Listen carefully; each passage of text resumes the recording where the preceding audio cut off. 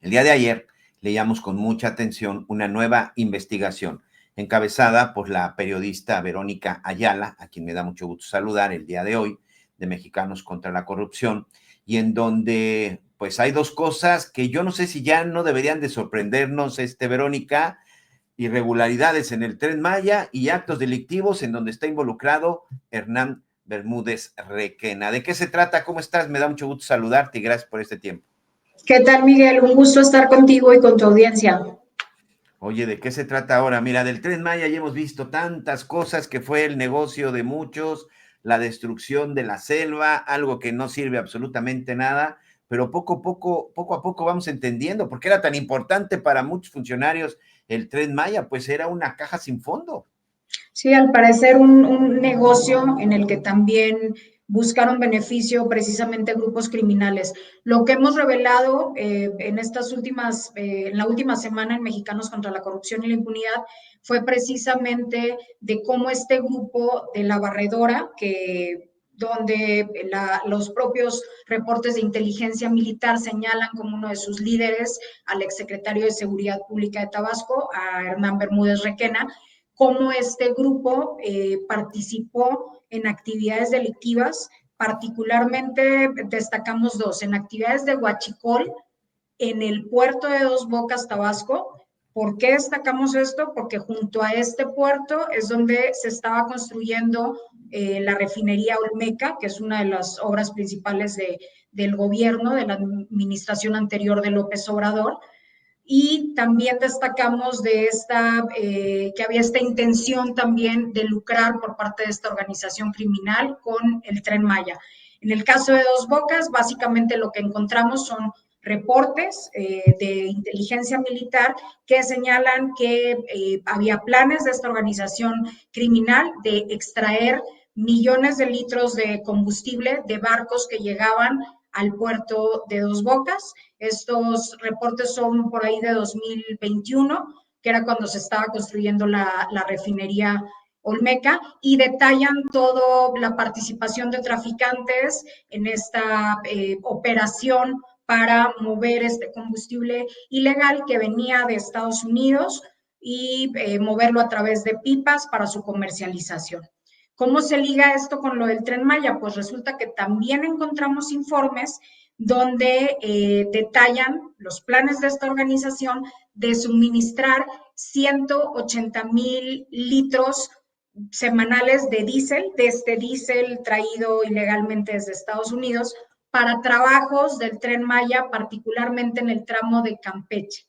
Esta información se deriva de comunicaciones, de llamadas telefónicas entre los miembros de esta organización criminal que fueron interceptadas a través de estas labores de inteligencia, y pues se detalla, digamos, todo este modus operandi en estos informes a los que tuvimos acceso a través de los documentos que fueron filtrados a través de Sedena Leaks, lo que se conoce como Sedena Leaks.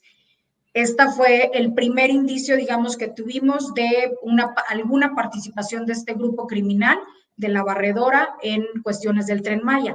Sin embargo, Miguel, también encontramos documentos que señalan que había esta intención de lucrar con predios, con terrenos, particularmente en Quintana Roo, rentarlos al gobierno federal para obras del Tren Maya también. Entonces, claro, encontramos estas dos vertientes, digamos, donde el grupo criminal pues habla de hacer negocio y en torno a dos proyectos muy relevantes que como son pues la refinería de Dos Bocas y en este caso el proyecto del Tren Maya.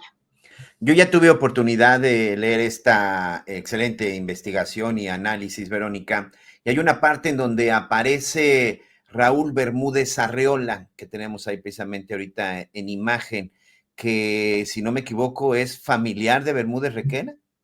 Así es, él es sobrino del extitular de Seguridad Pública de Tabasco, de Hernán Bermúdez Requena, y él fue designado como coordinador en los tramos 4 y 5 del Tren Maya. Entonces, pues otro nexo, digamos, ¿por qué? Porque estamos hablando de que esta organización criminal liderada por su tío, estaba buscando hacer negocios en torno al Tren Maya y esta persona estuvo al frente, digamos, de la coordinación de los trabajos de los tramos 4 y 5 del Tren Maya. De hecho, fue destituido después de su cargo también ahí en medio de señalamientos de corrupción, pero lo pusieron al frente de la coordinación de esta obra, pues emblemática, yo creo, de la pasada administración del gobierno de López Obrador. Ahí vemos precisamente la imagen de este personaje con el fondo, el logotipo de Fonatur, encargado de la obra, por supuesto el logotipo del Tren Maya. Aquí hay una parte muy importante de lo que estamos viendo. Esta información sale de los famosos Sedena Leaks, pero al final es información de quién y de dónde. Mira, Miguel, esta información se desprende de unas estructuras de inteligencia que se llaman CERFIS. Ahí traemos el nombre completo en las notas y que simplemente realizan labores de inteligencia como por zonas. En este caso, estos documentos que hablan tanto del huachicoleo en Dos Bocas y estos negocios en el Tren Maya se desprenden de documentos del CERFI sureste, que es el que abarca, digamos, toda esta región. Estamos hablando de documentos de inteligencia que sirven precisamente para compartir toda esta información con funcionarios que integran el Gabinete de Seguridad, con la propia Secretaría de Gobernación, que por cierto encabezó Adán Augusto López, y que sirve precisamente para intercambiar esta información, enriquecer también, digamos, este panorama de los grupos delictivos y poder identificar y ubicar a estos, pues, precursores de la violencia, como es este grupo criminal de la Barredora. Entonces, básicamente, esos son los informes de donde se desprende esta información que publicamos. Inteligencia militar para nuestros amigos que nos acompañan. Es un Sí, es trabajo correcto. de inteligencia militar. Es correcto, es de inteligencia militar. En algunos de estos casos implica obviamente labores de monitoreo, de comunicaciones, de llamadas entre los integrantes de los grupos, de seguimiento incluso físico. Y reitero algo muy importante, esta es información que se comparte o se debería de compartir entre los integrantes del Gabinete de Seguridad, porque es precisamente pues para tener un panorama y poder coadyuvar en las labores para dar con estos personajes. Hay una parte en donde se habla del año 2022 que estamos ahí viendo, en donde precisamente el CERFI Sureste elabora un nuevo reporte, no identificar, le informa a Chua que el hecho es de que se involucra, incluso se habla de que deberían de negociar con Javier May. Atención, en aquel entonces Javier May no era gobernador ni siquiera candidato, era el director general de Fonatur y encargado precisamente de la obra del Tren Maya, y causa relevancia porque al final, cuando llega a Tabasco el año pasado, Javier May, pues es uno de los primeros que denuncia esta serie de irregularidades. De repente cuesta trabajo, de verdad, el que no estuviera enterado nadie de lo que estaban haciendo todos estos, Verónica.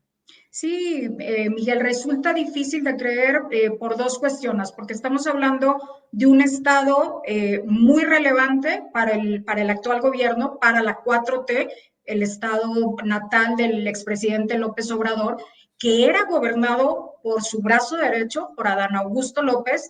Tan es así su brazo derecho que después se lo lleva a la Secretaría de Gobernación y llama la atención porque pues al parecer no tuvo conocimiento de toda esta información que hay, son decenas de reportes que vienen desde 2019, incluso antes de que lo nombrara como secretario de Seguridad.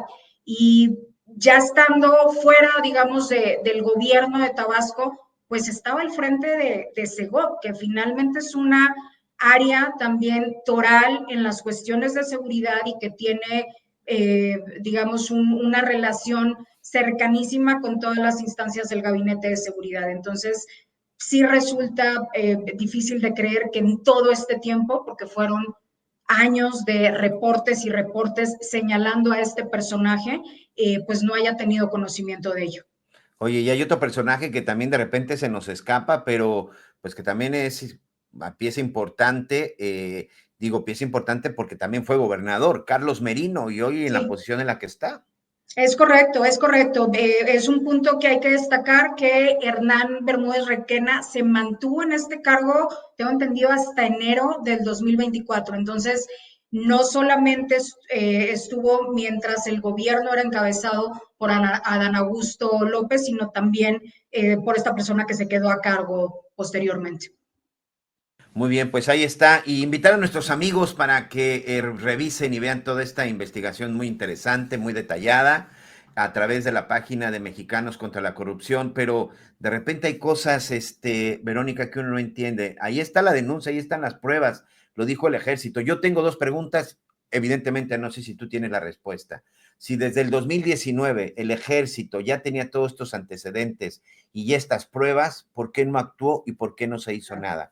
Hoy Omar García Harfuch confirmó que en noviembre del 2024 ellos también ya tenían información y también tenían algunas pruebas, porque hasta febrero se solicita la orden de aprehensión. Y la gran pregunta y la última, ¿en dónde está Bermúdez Requena? Claro, por supuesto, yo creo que es fundamental saber pues qué autoridades tuvieron acceso a esta información y por qué en dado caso hicieron caso omiso a todo esto que era pues de suma gravedad, particularmente por tratarse de informes de inteligencia militar. Verónica Ayala, como siempre, felicidades, felicidades a todos nuestros amigos de Mexicanos contra la Corrupción. A pesar de todo, pues ahí siguen trabajando, siguen chambeando y cada vez más complicado sacar la información a partir de todo lo que ha desaparecido. Pero bueno, pues enhorabuena y ahí estaremos siguiéndolos. Gracias. Muchas gracias por el espacio y saludos a la audiencia.